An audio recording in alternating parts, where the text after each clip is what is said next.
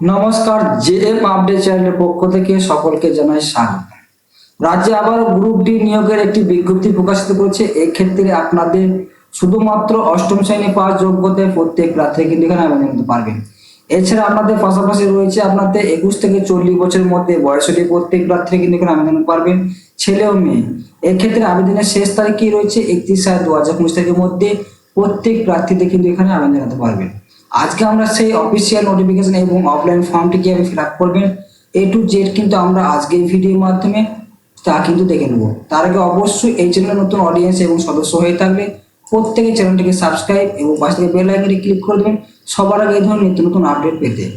এই যে official offline ফর্মটি দেখতে পাচ্ছেন, এই অফলাইন ফর্মটিকে আপনাদের প্রত্যেকে কিন্তু A4 সাইজে কিন্তু প্রিন্ট আউট করে দেবেন।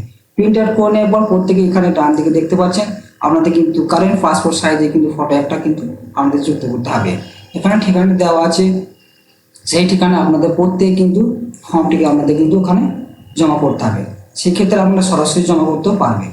এখানে আপনার দেওয়া আছে application for the post of, এখানে আপনি কোন পোস্টে আবেদন করতে চাইছেন সেই পোস্টে এখানে নামটি এখানে অবশ্যই কিন্তু আপনাকে উল্লেখ করতে হবে। সেটা কন্ট্যাক্ট বেসিসে কিন্তু সেটা জানিয়ে দিয়েছে। এখানে 1 নম্বর কি দেওয়া আছে নেম অফ অ্যাপ্লিকেশন, অর্থাৎ ব্লু লেটার আপনার নামটি কিন্তু অবশ্যই এখানে আপনাকে প্রত্যেকে কিন্তু ফিল আপ করতে হবে। দ্বিতীয় নম্বরে কি দিয়েছে মাদার্স এবং ফাদার্স এবং হাজবেন্ডের নাম, অর্থাৎ অবশ্যই এখানে আপনার যে ক্যাটাগরির মধ্যে আপনি পড়বেন তার কিন্তু নামটি এখানে অবশ্যই কিন্তু এখানে উল্লেখ করে দিবেন। সেক্ষেত্রে আপনার বাবার নাম দিতে পারেন, সেক্ষেত্রে আপনার মায়ের নাম দিতে পারেন, এবং যদি আপনি বিবাহিত হয়ে থাকেন সেক্ষেত্রে আপনার হাজবেন্ডের নামটি অবশ্যই এখানে উল্লেখ করে দিবেন। তৃতীয় নম্বর কি বলছে এখানে ডেট অফ বার্থ, এখানে আপনার জন্ম তারিখ কি রয়েছে সেটা অবশ্যই উল্লেখ করে দিবেন। 4 নম্বর পয়েন্টে কি বলছে জেন্ডার, আপনি মেল না ফিমেল সেটা এখানে অবশ্যই উল্লেখ করে দিবেন। 5 নম্বর পয়েন্টে রয়েছে ন্যাশনালিটি, আপনি কি ভারতবাসী সেটা অবশ্যই এখানে ইন্ডিয়ান লিখে দিবেন। 6 নম্বর পয়েন্টে কি বলেছে এখানে কাস্ট সার্টিফিকেট, সেক্ষেত্রে আপনি আদার্স হতে পারেন, SC ST OBC হতে পারেন, EWS হতে পারেন, আপনি কোন ক্যাটাগরির মধ্যে পড়ছেন সেটা কিন্তু অবশ্যই উল্লেখ করবেন।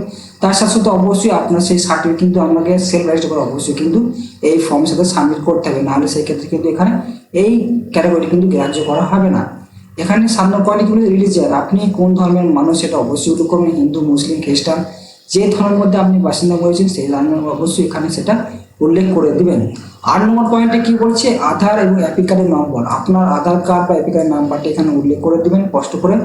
এবং 9 নম্বর পয়েন্টে বলেছে প্রেজেন্ট অ্যাড্রেস, আপনার প্রেজেন্ট অ্যাড্রেস কি রয়েছে এখানে ভিলেজ, পোস্ট অফিস এবং আপনার PS কি রয়েছে এবং ডিস্ট্রিক্ট কি রয়েছে সেটা কিন্তু অবশ্যই প্রত্যেকে স্পষ্টভাবে কিন্তু উল্লেখ করে দিবেন। তার সাথে সাথে এখানে পিনকোডটি কিন্তু আপনি দিয়ে দিবেন। 10 নম্বর পয়েন্টে যে পারমানেন্ট অ্যাড্রেস কি রয়েছে, পারমানেন্ট অ্যাড্রেস যদি একই থাকে সেক্ষেত্রে আপনি ভিউ করতে পারবেন, আর যদি আলাদা থাকে তাহলে আলাদা কিন্তু সেটা উল্লেখ করে দিবেন। 11 নম্বর পয়েন্টে কি বলছে ইমেল আইডি, যদি যে মোবাইল নাম্বারটির মধ্যে আপনার বৈধ মেল আইডিটা অন করা আছে সেই মেল আইডিটি এখানে কিন্তু অবশ্যই প্রত্যেকে কিন্তু উল্লেখ করে দিবেন।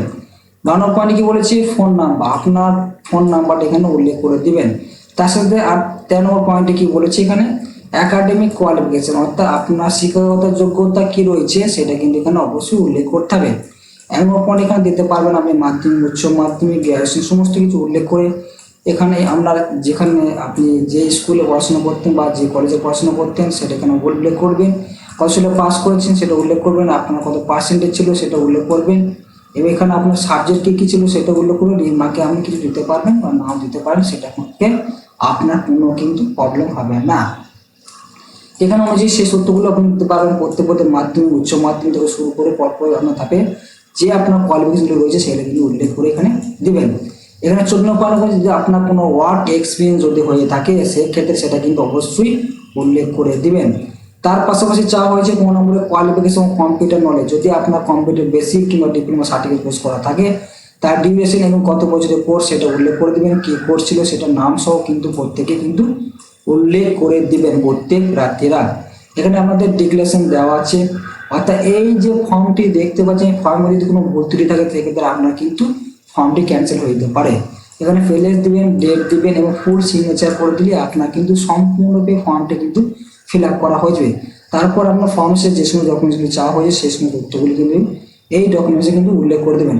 এখানে গোপীবল্লভপুর দেওয়া আছে বিলক অফিসে আপনাদের কিন্তু অবশ্যই জমা করতে হবে, সেটা কিন্তু দেওয়া হয়েছে ঝাড়গ্রাম ডিস্ট্রিক্টের তরফে, সেখানে আপনাদের প্রত্যেকে কিন্তু ফিল আপ করে জমা করতে হবে। এবং সেই সমস্ত ক্যারেক্টারগুলি কী কী রয়েছে সেগুলো অবশ্যই আজকে ভিডিওর মাধ্যমে অবশ্যই দেখব। এখানে মেমো নাম্বার দেওয়া আছে, নোটিশে এবং ডেট কি প্রকাশিত করেছে 11/7/2025 তারিখে। এই ক্ষেত্রে আমাদের গোবিন্দপুর বল্লভপুর স্কুলে কিন্তু আমাদের যে নিয়োগ করা হবে সেখানে কিন্তু সম্পূর্ণ গ্রুপ ডির ক্ষেত্রে যে 3টি পোস্টের ক্ষেত্রে নিয়োগ করা হবে সেই তথ্যগুলো অবশ্যই আমরা আজকে জেনে নেব। সেক্ষেত্রে কি কি রয়েছে সেই সমস্ত তথ্যগুলো কিন্তু আজকে আমরা ভিডিওর মাধ্যমে দেখে নেব। এখানে দেখতে পাচ্ছেন name of the post, vacancy কি রয়েছে, আপনার কোয়ালিফিকেশন কি রয়েছে, আপনার কি কি বেতন কাঠামো কি রয়েছে সেটা কিন্তু এখানে দেওয়া আছে। এখানে দেওয়া আছে সুপারডেন্ট পদের ক্ষেত্রে আপনাদের মিনিমাম আপনাদের গ্রাজুয়েশন যোগ্যতা চাওয়া হয়েছে। এক্ষেত্রে আপনাদের 21 থেকে 40 বছরের মধ্যে বয়স হলে প্রত্যেক প্রার্থী আবেদন করতে পারবে। সেক্ষেত্রে আপনাদের 1/1/2025 তারিখ অনুযায়ী আমাদের বয়স এজ কিন্তু গণনা করা হবে এবং সেক্ষেত্রে আপনাদের প্রতি মাসে কিন্তু 10,000 টাকা করে বেতন পেয়ে যাবেন। দ্বিতীয় কি বলছে কুক পদের ক্ষেত্রে আপনাদের কিন্তু মিনিমাম 8 পাস কোয়ালিফিকেশন চাওয়া হয়েছে, অর্থাৎ অষ্টম শ্রেণী পাস যোগ্যতা অর্জন করে থাকলে প্রত্যেক প্রার্থী কিন্তু এখানে আবেদন জানাতে পারবেন। সেক্ষেত্রে আপনাদের 21 থেকে 40 বছরের মধ্যে বয়স হলে প্রত্যেক প্রার্থী আবেদন করতে পারবেন। সেক্ষেত্রে আপনাদের বয়স 1/1/2025 তারিখ অনুযায়ী 21 থেকে 40 বছরের মধ্যে বয়স কিন্তু গণনা করা হবে। সেক্ষেত্রে আপনাদের প্রতি মাসে 7,000 টাকা বেতন পেয়ে যাবেন এবং হেল্পার পদের ক্ষেত্রে আপনাদের 8 পাস যোগ্যতা কিন্তু অর্জন করলেই কিন্তু এখানে আবেদন করতে পারবেন। শুধুমাত্র 8 পাস যোগ্যতা অর্জন থাকলেই হেল্পার পদে আবেদন করতে পারবেন।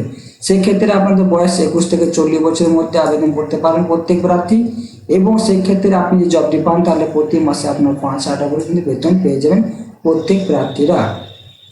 সেই ক্ষেত্রে আপনাদের এসসি ওবিসি হয়ে থাকলে আপনাদের বয়সে ছাড় পাবেন 5 বছর এবং 3 বছর যেটা গভর্নমেন্টে ছাড় দেওয়া হয় সেই ক্ষেত্রে। এবং পিডব্লিউ ক্ষেত্রেও কিন্তু আমরা 40% ক্ষেত্রে 35 বছর পর্যন্ত প্রার্থীরা আবেদন করতে পারবেন। এর অ্যাপ্লিকেশন পোস্টের নাম অবশ্যই উল্লেখ করে দেবেন, আপনি এই 3টি পোস্টের মধ্যে কোন পোস্ট আবেদন করতে চাইছেন সেটা অবশ্যই কিন্তু উল্লেখ করে দেবেন। এবং এখানে এসসি ওবিসিরা প্রত্যেকে ছাড় পাচ্ছেন, সেই ক্ষেত্রে আমাদের সমস্ত ডকুমেন্টস কপি অ্যাটেস্টেড কপি কিন্তু অবশ্যই দিতে হবে ওই ফর্ম অফলাইন ফর্মের সাথে। তার প্রত্যেকে অ্যাপ্লিকেশন করতে হবে কিন্তু বেলা 11 থেকে 5টার মধ্যে, নাহলে কিন্তু আর আবেদন জানতে পারবে না।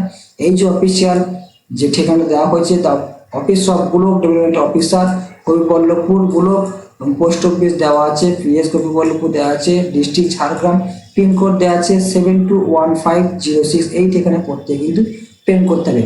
এই অফলাইন ফর্মটি আপনাদের আবেদনের শুরু হয়েছে 15/7/2025 তারিখ এবং শেষ হবে 31/7/2025 বিকাল 5টা 30 মিনিটের মধ্যে প্রত্যেকে কিন্তু জমা করে রাখতে হবে।